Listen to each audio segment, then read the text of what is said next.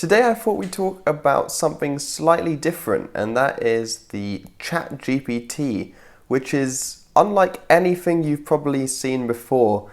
It's an AI, artificial intelligence chatbot, which can do pretty unbelievable things. So let's get into it. So ChatGPT has gone pretty much viral over the last month or so. It's made by a company called OpenAI and is probably one of the best chatbots or best assistants almost that I've ever seen in the virtual world. And it's so cool because it doesn't just answer questions in a robotic, generic sort of way, but the responses it gives could genuinely have come from a human. That's how natural they seem. I'll get onto a few examples of how you can use this chatbot, how you can make it useful for yourself, and even a little demo of me trying some stuff out with it to just show you guys what it's capable of doing in just a bit. But before that, let's talk a little bit about how it works and how the AI model improves over time and how it's become so human-like in its responses. So the first part of making that possible is called supervised learning. And that's where you have basically a conversation, like questions and answers, between human trainers, so humans answering and asking each other questions. And basically that conversation, that information is passed into the AI model, and it can use that to get an idea of what humans would answer to certain questions and how they would answer that. And that sort of plays a part in why the chatbot's answers seem so human-like as well. The next part, which makes the whole thing possible, is called reinforcement learning. And that's where this time you have maybe a human asking the questions, but you allow the chatbot or the AI model to answer the questions.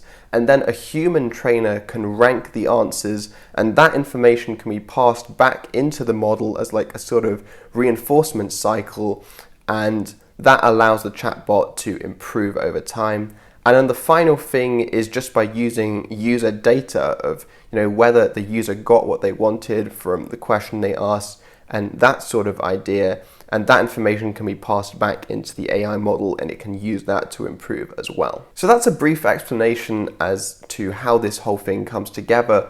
But probably more importantly for the individual is how can you actually use this, or how can you make it useful for yourself as a tool? And the beauty of this chatbot or this artificial intelligence implementation is that it's so broad in what it can do. Pretty much, if you can think of the question and the answer is a text-based answer, it can do most things. There are some limitations which we'll get onto later, but for example, if you wanted it to write a few paragraphs for your essay or even write the essay, it could do that. Just give it the topic, give it some constraints, what you want in the essay. It can write a pretty comprehensive piece of text that seems as though a human made it. Or, for example, if you want it to compile some facts about something, say you want a list of the top 10 places to visit in London, for example, it can find that sort of information quite easily, and there's so much more than it can do. We'll get onto that in a demo in just a bit. But also, once you've asked it a question, the cool thing is that it remembers what you've asked and you can then refine the answer. For example, say you ask for, like the intro to a meeting that you want to give. Once it gives you the answer, if you don't like it, you can then say, okay, make it more humorous or make it more relaxed or even make it more professional. And it can make all those changes and you can keep going through this process of refining the answer until you get something that you're satisfied with. So I think that's pretty amazing, especially for basically a robot or a computer to achieve. Now, probably the best way to get an understanding of how you could use this and how useful it can be is just to show you. So let's get straight into a live demo. Okay, so here it is. This is ChatGPT. You can access this online at this URL. It's free. You can just make an account and use it straight away. So I've written a quick task for it or a question for it beforehand and just pasted it in now, which says, I'm a doctor and I'm giving a talk in a meeting to my doctor colleagues tomorrow. Write me a short intro speech I can give to motivate everyone and start the meeting. So that's a pretty good task for something like this, and is something which could be pretty useful, especially if English isn't your first language and you just want to get things going. So let's see what it says. So as you can see, it's writing out the answer in real life time, and I'll read that out as well. So it says, I hope this day finds you well. As doctors, we have the privilege and responsibility of caring for the health and well-being of our patients. They trust us to provide the best possible care and guidance, and it is our duty to do everything in our power to live up to that trust. As we gather for this meeting, I encourage us all to come with open minds, ready to learn and collaborate with one another. We have a wealth of knowledge and experience in this room, and by working together, we can continue to improve our skills and better serve those who rely on us. Let's make the most of this opportunity to connect and grow as a team. Thank you for being here, and I look forward to an engaging and productive meeting. So already this sounds really good. This sounds like something a human would say. It's a very well structured and well formed, short and snappy intro to a meeting. Now, say I'm not quite happy with this. Say I want to make it less formal, slightly more chill, and maybe even add a joke in there. You can do that. You can then further ask, make it more chill and more humorous. So the response it now gives is much more casual, more chill, as I asked it to do, and it's still not really humorous. There's no joke in there, but it's definitely more involved, more like you're talking to a group of your friends rather than professionals, which is probably the vibe you'd want to give off.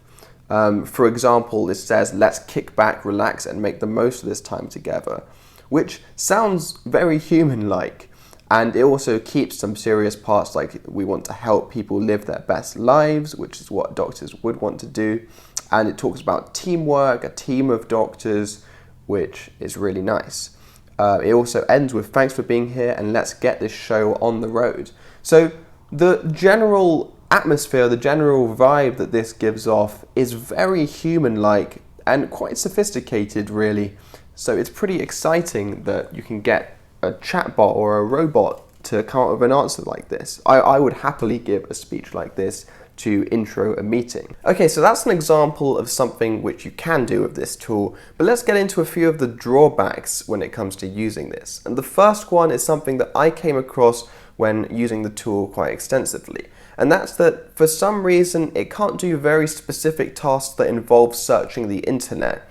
So I asked it to compile me a list of Land Rover Defenders for sale in the UK at the moment. And its response was something along the lines of that it can't search the internet for specific information like that.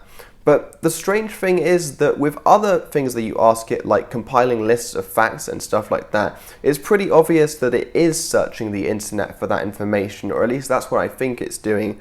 So maybe this sort of task is something which they'll make it able to do down the line, but at the moment you can't do stuff like that. The next drawback is that sometimes it can be pretty obvious when you ask it for stuff that it's basically just copying and pasting information from the internet pretty much, or at least that's what it looks like it's doing.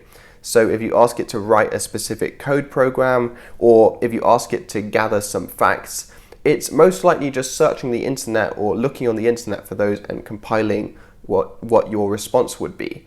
But the problem with that is that if you then take that and submit it as your own work, you might be plagiarizing, and it's pretty hard to tell because you don't know where it got that information from.